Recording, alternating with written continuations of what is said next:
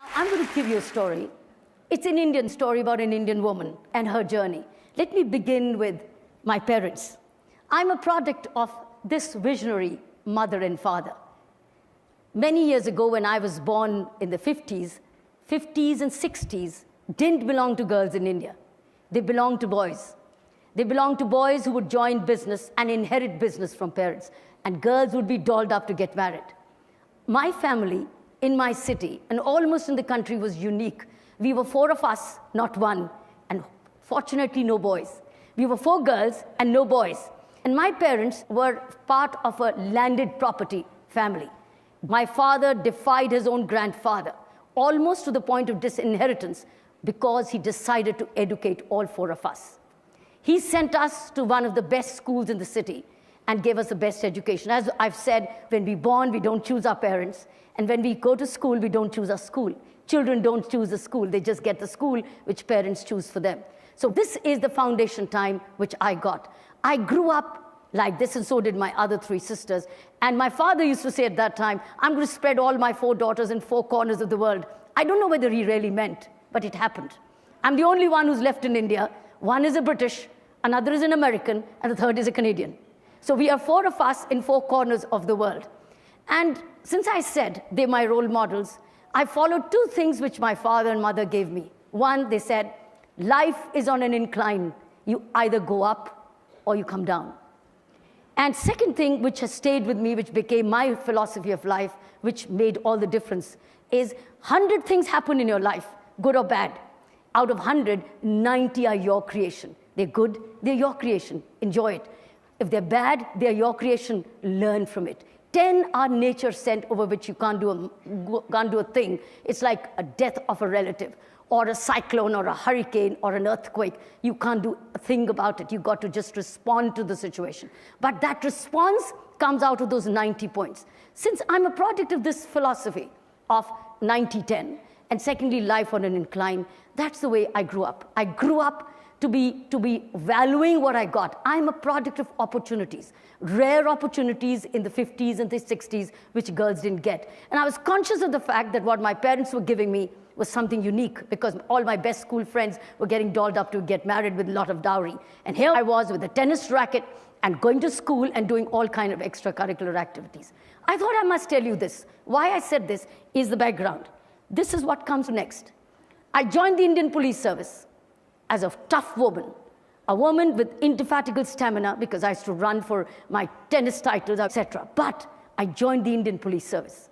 And then it was a new pattern of policing. For me, the policing stood for power to correct, power to prevent, and power to detect. This is something like a new definition ever given in policing in India, the power to prevent. Because normally it was always said power to detect, and that's it, or power to punish. But I decided, no, it's a power to prevent, because that's what I learned when I was growing up. How do I prevent the 10 and never make it more than 10? So this is how it came into my service, and it was different from the men.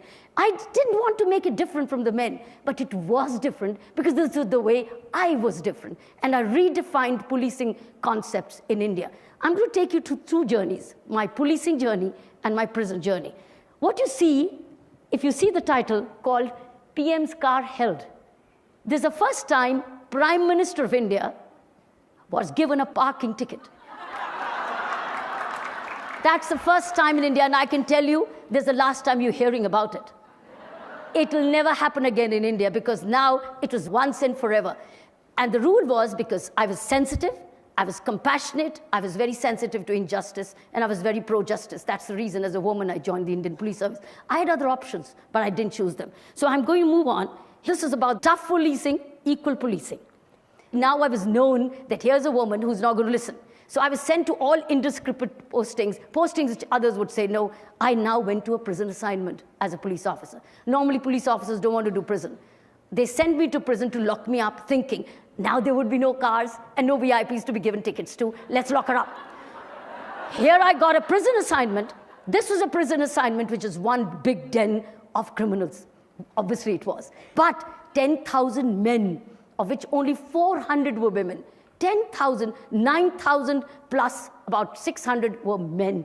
Terrorists, rapists, burglars, gangsters. Some of them I'd sent to jail while as a police officer outside. And then, how did I deal with them? The first day when I went in, I didn't know how to look at them. And I said, do you pray? When I looked at the group, I said, do you pray? And they saw me as a young, short woman wearing a Patan suit. They said, do you pray? And they said, they didn't say anything. I said, do you pray? You want to pray? They said, yes. I said, all right, let's pray. I prayed for them, and things started to change.